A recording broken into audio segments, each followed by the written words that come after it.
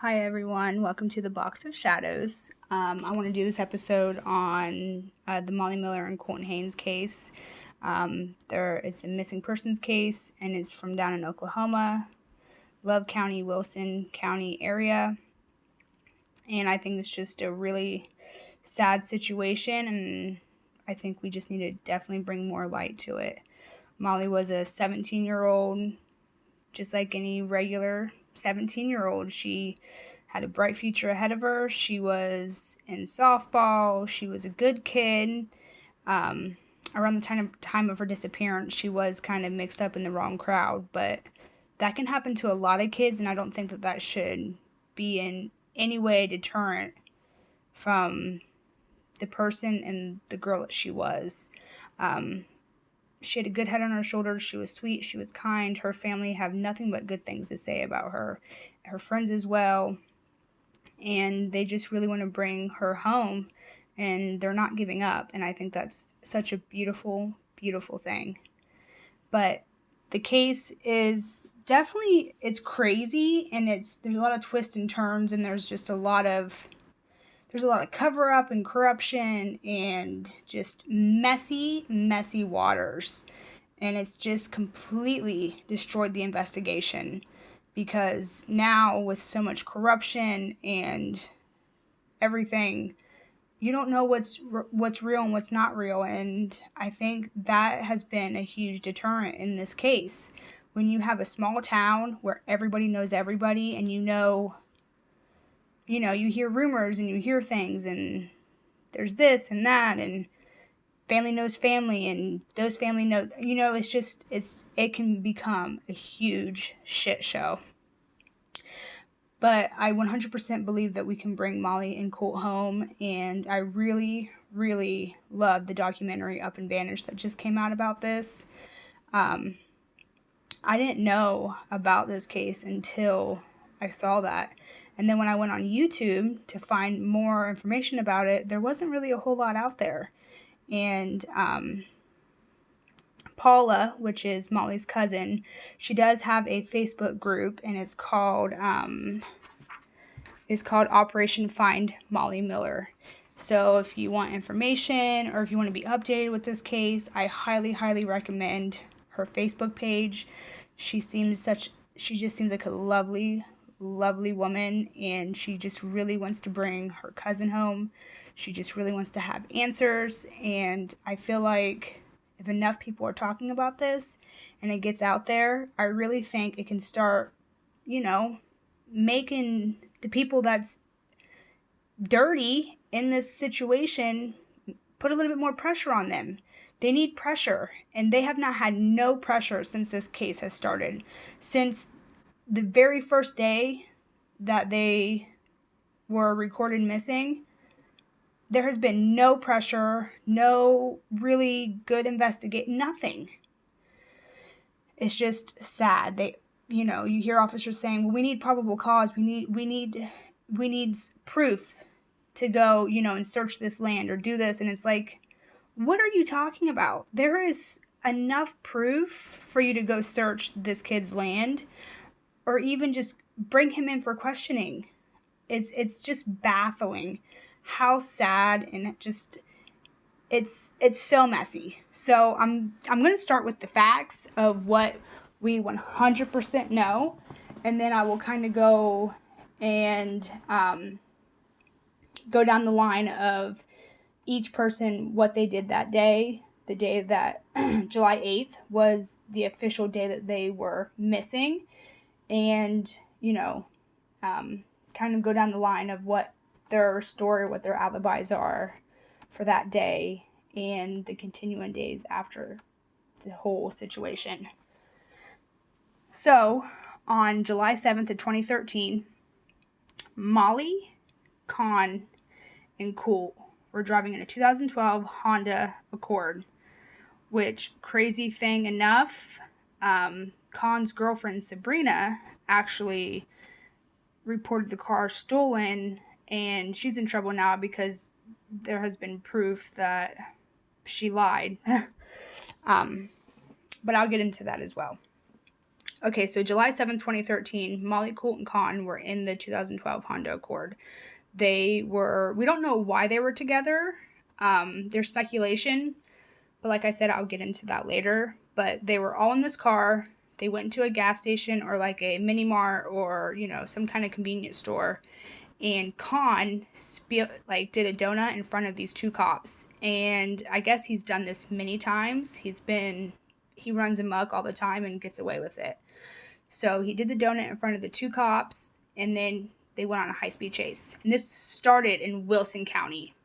So then as soon as Colt crossed over into Love County, which is where he lives, and where the sheriff Russell, or where Russell is the sheriff, and I will get into more on that in a minute.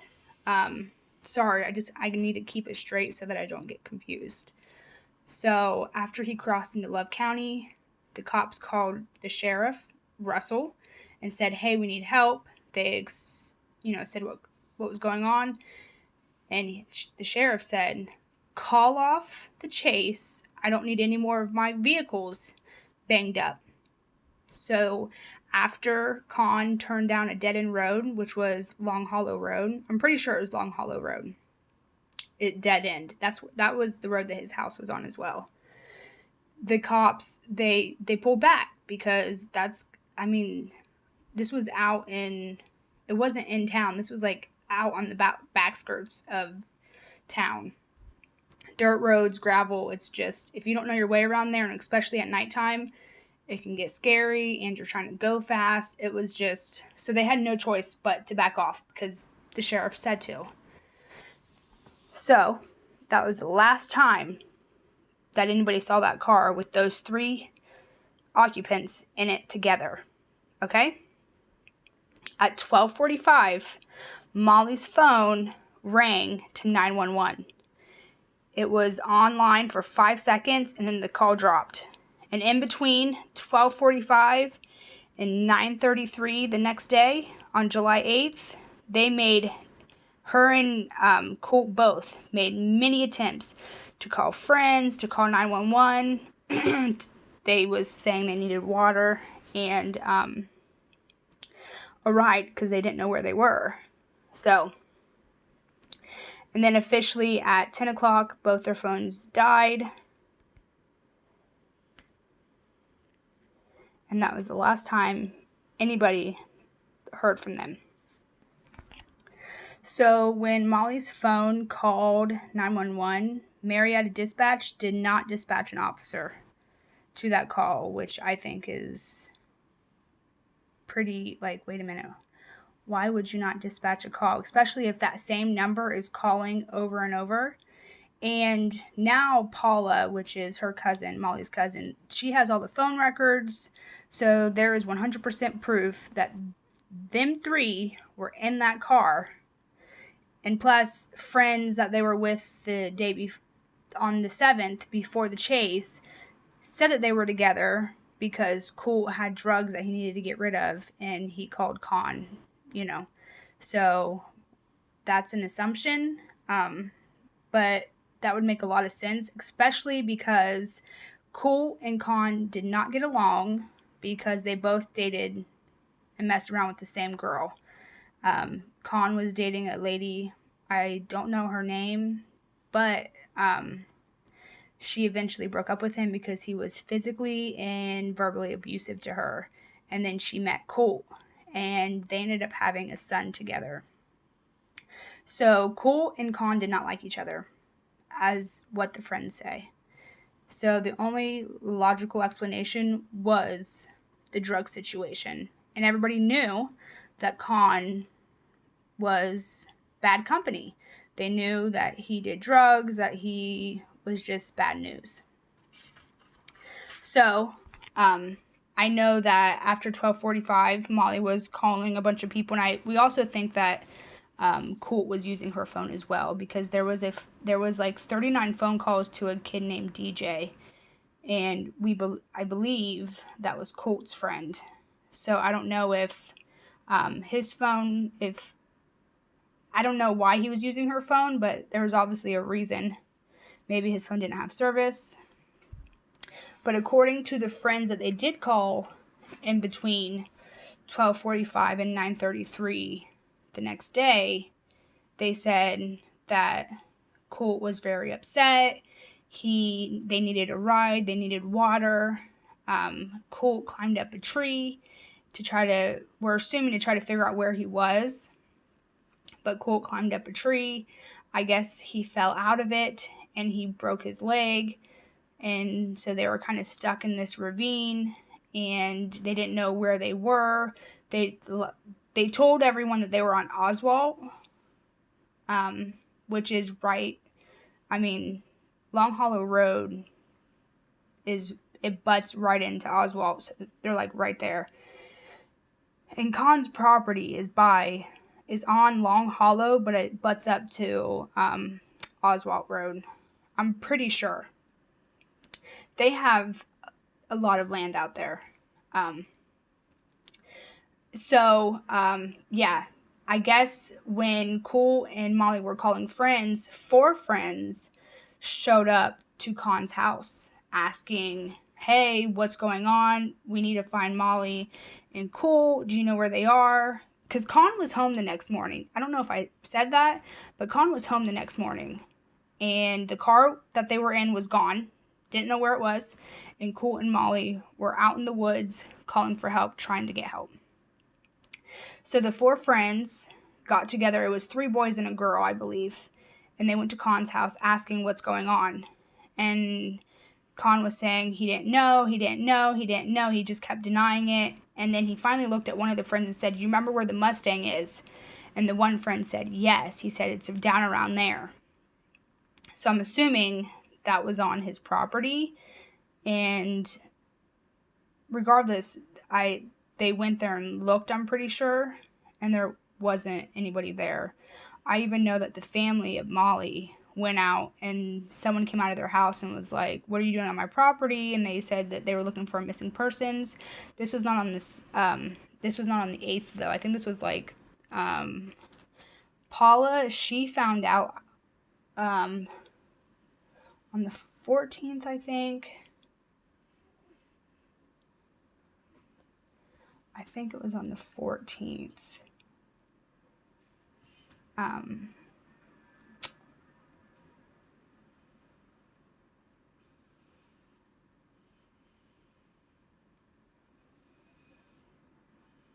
not sure, but I know it wasn't the next day, and I'm pretty sure she said she found out through Facebook. But like I said, as soon as both of their phones died at 10 a.m. and no one's seen or heard from them since. I'm sorry, but if you're lost in the woods, especially by a friend's house, you're not just going to disappear and never be found again. Like, something had to have happened. This is me assuming, but it just seems very odd that both Molly and Colt's phone died at the same time. And then I just don't understand if Con knew where they were. I don't understand why he wouldn't just go get them and bring them to a road or like get them and that's what I'm saying. It's just so confusing. And to make it even messier, Con's cousin, remember the Sheriff Russell of Love County? That's Con's cousin. And he actually got in a lot of trouble for corruption, and he's not the sheriff anymore. So, like, there's just this huge, it's just such a mess. And after Molly and Colt went missing, Con's cousin, there's so many cousins and friends and uncles, it can get very confusing. Ended up coming in contact with a machete and a gun that was handed to them by Con's mom, saying, keep a hold of this because this is going to exonerate Con one day. And that family member did not want to hold this stuff, so they actually called, I'm pretty sure it was the OSBI, to let them know, like, hey, Con's mama brought me this stuff, I don't want it, and this happened right around the Molly Miller and Colt Haynes situation. But I know the car that they were driving in, the 2012 Honda Accord, it was found in August of that year, so just a few weeks later, and it was on Con's property, and it was completely totaled. So they found the car, but they did not find Molly and Colt, obviously. But they did take the car, but the cop that found the car said that the family couldn't go and look at it because they've already had it taken away, which that was all a lie. There's just so many lies and manipulation in this situation. So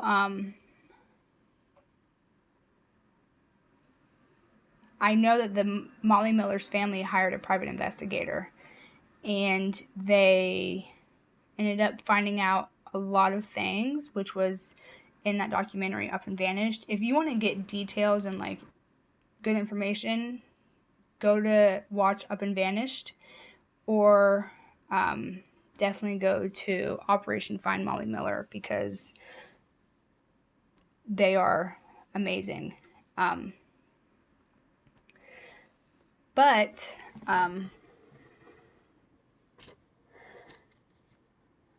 in January of 2014, Con was arrested for multiple charges, including eluding a police during the car chase, so during the night that Molly and Colt was with him. He was sentenced to 10 years, but he only served roughly 4 years and released in March. Sheriff Joe Russell was arrested due to an FBI investigation in July of 2016 on charges of corruption in office, willful neglect of duty, and maladministration. And in March of 2017, Russell accepted a plea deal for willful omission to perform duty. He pleaded no contest and was sentenced to a year of probation, and he had to pay court cost of $300, which is crazy because Sheriff Russell was known to have, he got the corruption charges from having methamphetamines in his house and having his family sell it, and he knew about it, and then having strippers come over and make them strip for crystal meth, and it's disgusting. But yeah, I just think this is crazy. And there has been and there was another police report of Con's sister. She made a report saying Con told her that he's going to jail for murder, and she thought it was odd, so she made a report. But the thing that blows my mind is they have not searched Con's property, and they say they don't have probable cause to search it or to get a warrant. I'm sorry, but if he is the one person that had last seen these two individuals, how is that not probable cause? How is that not enough reason to search his area? It's just baffling. If someone came to my town and they were looking for Bigfoot and they saw hair in my window, they're like, oh, that's probable cause, I'm coming to look. It's just, I don't understand why or how. And they want to say that they don't know. There are phone records that put them together.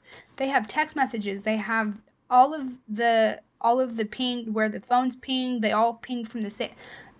There is 100% proof that Con was the last person to see them.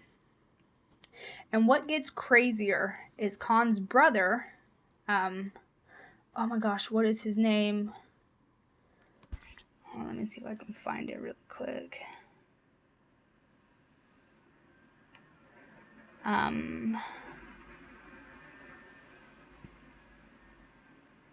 don't know what his name is.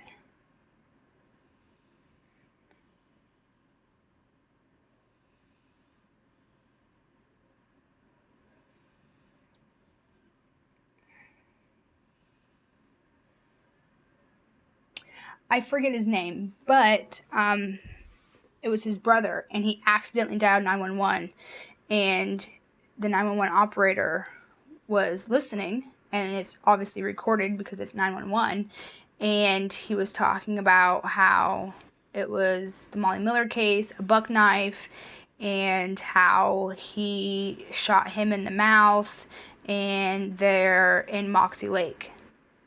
And they did go and search Moxie Pond, sorry. I guess they did search Moxie Pond and they didn't find anything. But right about not 6 months, about a few months after the whole Molly Miller and Colt go missing, there was a huge fire on the Nip property in a ravine. And when the private investigator went and looked at this area, it looked just like the spot that Colt was describing to his friends. He said he was in a ravine, he climbed up a tree, he fell out and broke his leg. This little ravine where the fire was, you could see, I guess there was a broken tree branch. It's just really fascinating that he was able to triangulate from cell phone records to pinpoint it was right there. But the 911 call was very interesting because he definitely said Molly Miller, and he definitely said a buck knife, and shot him in the mouth, and it sounded like he said he could put his finger through the hole. It was bizarre. But you know as well as I do, that family knows. They know. And they're just trying to protect Nip for some reason. And it's sad because two families are suffering while another is out of jail, not in any trouble. But I definitely would love to see resolution to this case. Like, I just resonate with Molly on so many different levels, because when I was her age, you can just, how when you just hear certain cases and you just get that feeling of like you connect with it. Like, I wholeheartedly I really want this to get solved, and the people that hurt those two to be prosecuted. And I hope the justice don't let them down. The police force.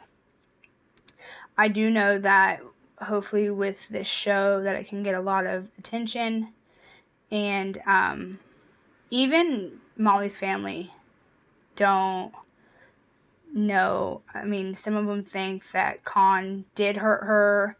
I'm pretty sure Paula don't think that Con would hurt her, just because they have so much more information. But if someone was dropped off by your house and they never came out or returned home, there's no way that they could have just got lost.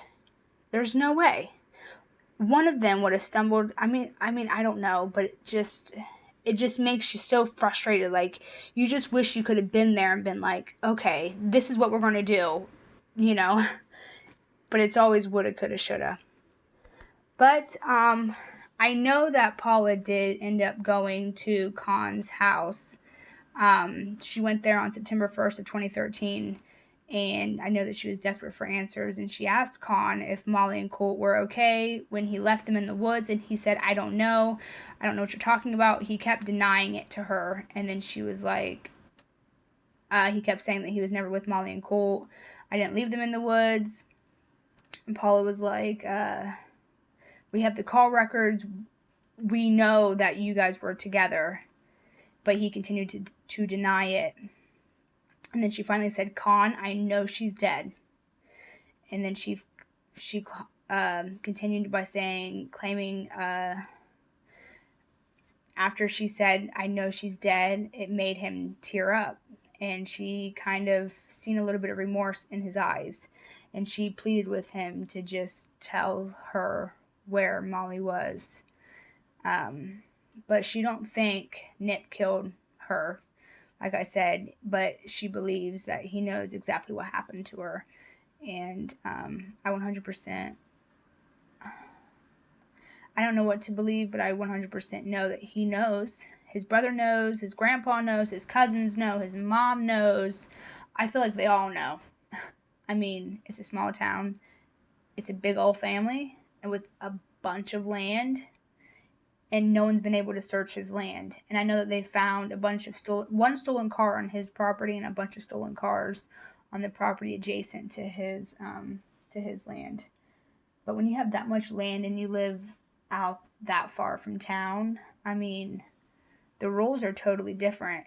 And you know, maybe Molly saw something that she wasn't supposed to see, and he killed her and then had to kill Colt because Colt saw him kill her. You never know. And let's pray and hope that this case can be solved. I don't think I'm missing anything. I think that's about it. I really hope that this case gets solved and we figure out what happened to her. Her and him, they both deserve to be home, and the case deserves to be closed. Alright, that's all for this episode. I hope you guys have a good night or a good day or a good evening, whatever the case may be. If you have anything or know anything, I would say to definitely go to Paula's page, the Operation Find Molly Miller. I know that the OSBI is now involved in this case, and I think they have taken over. So thank you for listening, and I'll see you later.